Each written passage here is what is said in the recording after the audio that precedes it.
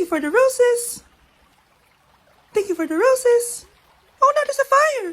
Thank you for the ice cream. Thank you for the roses. Anak, anong ginagawa mo? Nay, ginagawa ko yung AI na trend sa TikTok yung nagla-live. Anong AI live na kabaliwan na yan, ha? Madami daw kasi nagsisend kapag ganun. So, pwede ako yumaman. Yayaman? Talaga lang, ha? Oo, Nay, ang dami ko na nakuha ang pera eh. Talaga? Marami ka ng pera? Sige, tuloy mo na yan. Oh, thank you for the ice cream. A few moments later. Thank you for the flowers. Oh, now there's a fire. Nay, ano pong ulam natin? Thank you for flowers. Nay, gutom na kami. Wala pa rin ulam. Oh, anak, kung na muna bahala sa kapatid mo. Magluto ka muna dyan. Pero Nay, buong araw ka na nagaganyan. Nakakalimutan mo ni mga anak mo. Thank you for TikTok.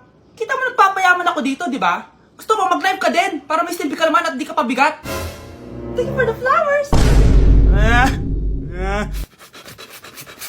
Thank you for the flowers. Mukhang bad trip si ma'am. Kayong apat, tumayo kayo. Hala, ano naman kayang ginawa nila? OMG. Natatandaan niyo ba tong group chat nyo? Paano nalaman ni ma'am yung GC namin? Patay kami nito. Ang gagaling nyo! Mag-umpisa tayo kay Scarlett. Ako po, ma'am. Palagi na nagpapareport si ma'am. Ano, tamad na siya magturo? Sayang lang tuition natin, be. Isa ka pa, Christian! Ma'am, kita niyo ba, bago riban si ma'am, balita ko kumukuha siya sa class funds natin, ha. Ginawa niya tayong business. Samantha. Yes po. Ayoko talaga dyan kay ma'am. Mas gusto ko pa yung dati nating teacher. Buti pa yun, hindi nang babagsak. Tapos magaling pa magturo. Kyle! Akala ko matino ka. Guys, huwag niyo naman ginaganyan si ma'am. Mabait naman siya eh. Sa principal nga lang. Akala niyo di ko alam mga pinagsasabi niyo sa akin? Lahat po ng sinabi namin sa GC. Totoo po yan, ma'am. Diba sabi nga nila, ma'am, truth hurts? Truth hurts pala, ha? Sige, papakita ko to sa principal sa office. Sige, ma'am, sabihin mo sa principal. At sasabihin din namin yung mga baho mo, ha? Anong ibig mo sabihin? Di ba may GC din kayo, ma'am? Sinisiraan niyo pa nga yung mga estudyante. Paano mo nalaman yon? Isang pindot ko lang dito at masasend na to sa principal. Huwag mong gagawin yan. Huwag mong pipindutin. Humanda ka sa akin, ma'am. Wag! Wag! Hi, classmates! Ako nga pala si Ashley, ang pinakamayaman at sobrang ganda niyong kaklase. Hi, Ashley! Pwede ba tayo maging friends? Ay, sorry, di ako nakikipagkaibigan sa ganyang muka. Ew! Sumanong ugali na ito. At least maganda ako. Eh, ikaw? Pangit ba talaga ako? Uy, Scarlett! Sabay na tayo kumain ng lunch. Sure! Saan? Ako na lang sabay mo kumain. Huwag na si Scarlett. Ako na bahala sa lunch mo for the whole year. Walang iya ka, Ashley. Aagawin mo pa sa akin yung crush ko? Sige na. Gusto mo bilan pa kita ng car? Car? Sige, sabay na tayo kumain, Ashley. Sorry, Scarlett. Sorry, ako pinili niya. Eat well sa'yo, ah. Bes, payag ka ba nun? Inagawan ka ni Ashley? Ano bang magagawa ko, Bes? Kailangan ko maging blooming. Hay naku, madali lang isagot dyan. Try mo tong Garnier Vitamin C Serum. Baka ito rin the right one for you at hindi yung crush mo. Tama ka dyan, Bes. Kaso natatakot ako, baka lalo lang ako maging haggard. Don't be afraid to try new things kasi. Malay mo ito na isagot para maging fresh ka. Sabi mo yan, ha? OMG, ang fresh na ni Scarlett. Ano kayang ginawa niya? Paano siya naging fresh? Hindi pwede to. Oh, ano ka ngayon, Ashley? Mas fresh na si Scarlett kesa sa'yo. Scarlett, pwede ba tayong sabay kumain ng lunch mamaya? Che, di na kita kailangan. Sapat na sa akin ng Garnier Vitamin C Serum. Kasi it passes the hashtag Garnier yang Che. Humanda ka na, Ashley. This is the beginning of my revenge. Yes! Ang taas ng score ko! Anong score mo, Scarlett? 19 yung score ko. Ay, hindi perfect. Buti pa ako, naka 20. Bawi ka na lang next time, ha? Scarlett, nagawa mo ba yung assignment natin? May assignment tayo? Hala, di ko nagawa. Huwag mo nang sasabihin kay mama. Sige, di ko sasabihin. Ma'am, may assignment po pala tayo. Ay, oo nga pala, may assignment tayo, class. Ang hindi gumawa ng assignment, bagsak sa akin, ha? Bida-bida talaga tong si Samantha. Okay, class, sinong iboboto niyong president? I nominate Scarlett, ma'am. Ako? Di ako papayag. Dapat ako yung maging president. Go, Scarlett, kaya mo yan. I nominate myself because I believe na mas responsible ako. I believe na hindi ako nangungupit ng class funds. Iboto niyo ako dahil matataas ang mga scores ko. Iboto niyo ako dahil hindi ako nangungopya para lang tumaas ang score. Ako ba pinaparinggan mo? Mukhang may natamaan ata. Congrats, Scarlett. Deserve mo maging president. Gagawin ko yung best ko. Good morning, class. Hindi na papasok si Samantha. Ha? Ano nangyari? Ang balita ko, nag-drop na siya dahil sa sobrang pressure sa nanay niya. Palagi siya pinapagalitan kapag hindi perfect yung score niya. Nagalit din yung nanay niya nung hindi siya nanalo ng president. Kaya, na-depress talaga siya. Kawawa naman pala siya. Bakit nawawala ang laman ng class funds, ha? Sinong kumuha na ito? Ma'am, kilala ko po kung sino yung kumuha. Oh, Samantha, sino kumuha? Sino pa ba, ma'am? This is Scarlett. Ha? Wala akong kinukuha. Scarlett, ikaw pala yung kumuha ng class funds? Sumama ka sa principal, ngayon na. Apaka-hype talaga nitong si Samantha. Bye, Scarlett. Dami nito Mukhang makakabili na ako ng bagong phone. Ha! Nahuli din kita! Ikaw pala yung kumukuha ng mga class funds natin? Oo, ako yung kumukuha. Bakit? May problema ba? Ang problema ko, ikaw. Ako pa sinisisi mo na kumukuha ng class funds, ikaw naman talaga? Isusumbong kita kay ma'am. Wala ka namang ebidensya. Ikaw ang isusumbong ko dahil naniniwala naman sa akin si ma'am. Humanda ka sa akin, Samantha. Wow, may bagong phone si Samantha. Sana all! Bigay ito ng parents ko, guys. Class! Sino naman kumuha sa class funds? Si Scarlett po yung kumuha, ma'am. Pagsabihan nyo nga yan. Ako na naman? Nagpapatawa ka ata, Samantha. Talaga ba, Samantha? Kitang-kita ko na kumuha ka dito. At narinig ko, nabalak mo na naman si Scarlett. Ma'am, di po ako yun. Gagawin mo pa ako sinungaling? Diyan ka naman magaling, di ba, Samantha? Sa pagsisinungaling? Sumama ka sa akin sa principal at ipapatawag ko yung magulang mo. Buti nga sa'yo, Samantha. Deserve mo yan. Nag-uumpisa pa lang ako. Nay, alis lang ako sige anak. Iniwan niya phone niya. Ano kayang pinag-uusapan nila dito? Mga walang iya kayo. Humanda kayo sa akin. A few moments later. Bakit niyo po kami pinatawag, Nay? Kung hindi ko makikita yung phone ni Kyle, hindi ko malalaman pinagsasabi niyo sa akin. Lagot tayo, ate. Kung san-san mo kasi nilalagay phone mo, Carl. Nakalimutan ko Mag-umpisa tayo sa'yo, Kyle. Anay, puro na lang itlog at hotdog niluluto ni nanay. Mas masarap pa magluto yung kapitbahay natin. Sige, next time, ipagluluto kita na sinigang na hotdog. O ikaw, Brianna.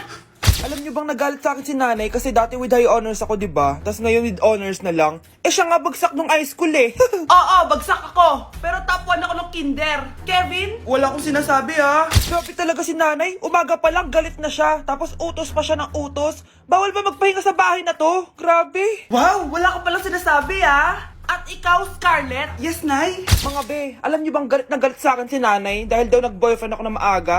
Siya nga maaga nabuntis Di naman ako naggalit sa kanya. May problema ka ba sa maagang nabuntis? Wala akong problema, Nay. Idol nga kita Ha? Anong idol? Buntis din ako. For our last question, ano ang full name ko? Wala naman yun sa lesson Siyempre, dapat alam niyo yung pangalan ko. Dami namang alam nito. Di ko maalala full name niya. Perfect na sana ako Kapag di niyo nasagutan yan, minus 10 kayo sa akin. Aba, ma'am, paano namin malalaman yung full name mo? Di ka naman nagpakilala sa amin. Ano ka, sikat? Artista? Ang lakas mo mag-minus kapag di nasagutan yung full name mo? Sige nga, ano full name ko? Kapag di mo nasagutan, ma-minus ko yung sweldo mo. Tsaka magagamit ba namin yan kapag nagtrabaho na kami? Di naman, diba? Pakinamin sa full name mo. Hala, na paano siya? Be, anong iniiyak-iyak mo dyan? Nagre-relapse ako, be. Nakita ko kasi mga favorite song namin sa Spotify rap results ko. Lo, OA mo, be. Okay, class. Kanina notebook to? Hala, diary ko ba yun? Sige, tatapon ko na to. Total, wala naman may-ari sa inyo, Ma'am, wait! Diary ko po yan. Oh, Scarlett. Pwede mo bang basahin sa buong klase kung anong laman ng diary mo? Babasahin? Ma'am, nakakahiya. Go, Bes! O, ganito, Scarlett. Pag binasa mo yan, may plus points ka sa akin. Sige na nga, para sa plus points. Dear Diary, Niligawan ako ng crush ko. Para ako nasa movie at kami yung bida. Siri, play Snow on the Beach. Yee! ang harot kaya pala may Taylor Swift ka sa Spotify rap mo Ano ba? Ito na nga, next na. Dear Diary, nagselo siya sa boy best friend ko. Gusto niya na makipaghiwalay sa akin. Hindi ko kayang mawala siya. I will die for you. OMG! Hula ko. Nasa Spotify rap mo si The Weeknd, no? Eto na nga. Medyo masakit to. Dear Diary, balita ko, may bago na siyang girlfriend. At yung best friend ko pa yung bago niya. Paano nila nagawa sa akin to? Parehas silang traitor. Hala, okay lang yan, bes. Kaya, ayun, nasa top song ko yung Kill Bill ni SZA. Magre-relapse na yan! Tumigil nga kayo! Class, tumigil na! Hello ma'am, sorry I'm late. Nga pala, class, may bago pala kayong kaklase. Dear Diary, eto na ba yung binigay ng universe para sa akin? Hi, classmates, my name is Jake. Ang pogi ng pangalan, tapos ang tangkad niya pa. Siya na talaga yung para sa And akin. sa mga nagtatanong, may jowa na po ako. And 3 years na po kami. Dear Diary, suko na ako. Ayoko na magjowa. Mamamatay na lang talaga akong single. Nay, ang taas ng grades ko, oh. Congrats. Kain tayo sa labas, Nay. Sabi niyo, pag mataas grades ko, kakain tayo. Wala akong time, anak. Nay, nagugutom po ako. Anak, may ginagawa ko. Nay, di po ba kayo magluluto? Ano ba yung anak? Ang tanda mo na, di mo pa rin kaya magluto para sa sarili mo? Kita mo, ang dami kong ginagawa dito. Storbo to. Sige po, Nay. Ako na lang po magluluto. Mari! Oh, Mari, ba't parang takot ka? Ang dami na kasi nawawalang bata sa barangay natin. Yung kapitbahay natin, 4 na araw na nawawala yung anak niya. Baka naman nag-away lang sila tapos lumayas yung anak niya. Basta ikaw, Scarlett, palagi kang mag-iingat, ha? Sige po, tita. Masyado ko nagpapaniwala sa fake news, Mari. Nay, tignan niyo po yung drawing ko, oh. Ang ganda, anak. Di mo pa naman nakita, eh. Nay, punta po kayo sa school bukas. Kakanta po ako sa stage. Sige anak. Pupunta ako pag may free time ako. Talaga, Nay? Yay! Uy, Mare, kakanta anak mo ngayon. Hindi ka pa pupunta? Hindi na siguro, Mare. Marami pa akong gagawin. Hinihintay ka nun. Pagbigyan mo na. Minsan lang. Naku, Mare. Sagabal lang yun sa trabaho ko. Sige na. Marami pa akong gagawin, no? Nasaan ka na ba, Nay? Malapit na akong tawagin. Hindi ka mahal ng nanay mo. Mahal ako ng nanay ko! Tao po. Bakit po, sir? Kayo ba yung nanay ni Scarlett? Opo. Ma'am, nawawala po yung anak nyo. Ano? Si Scarlett? Aware naman siguro kayo na maraming nawawalang bata dito sa barangay natin, ma'am. Scarlett? Yung iba, ma'am, hindi na namin nahanap. Napakawalang kwenta mong nanay. Disturb mo yan. Okay, class. Accepted sa exam ang may pinakamagandang spoken poetry. Ma'am, I volunteer. Wow, okay, Scarlett. Esophagus. Habang tayo'y kumakain sa pagkainan, hindi mawawala ang esophagus. Mananatili yan panghabang buhay. Dadaloy yan sa iyong sinapupunan. And I thank you. Magaling! Sinong gustong lumaban kay Scarlett? Ma'am, lalaban po ako. Okay, class, may lalaban pala kay Scarlett. Si Samantha. Pantog. Kapag tayo'y umiihi, syempre, kailangan hindi mo mapigilan ang iyong ihi, syempre, para iwas bato, para iwas sakit, syempre. May point siya. Kaya kung ayaw mo yun, umihi ka na umihi, para yung pantog mo, hindi magkaaberya lang ganon. And I thank you. Okay, class, parehas silang magaling. Kaso, isa lang ang mananalo. Sana ako yung manalo para perfect na ako sa exam. Sigurado namang ako yung mananalo dyan. Galing ko kaya. Ang nanalo ay si... Ako po, ma'am. Lalaban ako. Sige, Michael. Putok. Nangangamoy putok na dito. Matuto rin kayong maligo. Na-like ng kifi ko. Anak, anong ibig sabihin ng kifi? Galing naman nito. Anak, anong ginagawa mo? Nay, nagla-like po ako ng mga post sa TikTok. Nagla-like? Bakit mo binababa? Ito na po kasi uso ngayon, Nay, yung magla-like ka gamit yung kifi mo. Ano ba, may mga bata ngayon na malalaman nyo sa TikTok? TikTok pa! Ayan, mga nakukuha nyo. Ang KJ mo naman, Nay. Try mo kaya. Ay, naku, Scarlett, huwag mo kayo na-influensya sa mga ganyan mo, ha? Oo nga, ang sarap sa feeling. Diba? Like! Na-like ng kifi ko. Good morning, class! Na-like ng kifi ko. Na-like ng deck ko. Aba, grabe na tong mga to. Ganyan na ba yung mga natututunan nyo ngayon? Sabi ko na nga ba walang magandang dulot yung TikTok na yan. Uso kasi to, ma'am. May bago na nga eh. Ay naku, Samantha, tigilan mo ako. Ano namang bago yan? Eto po, ma'am, tuturuan ko kayo.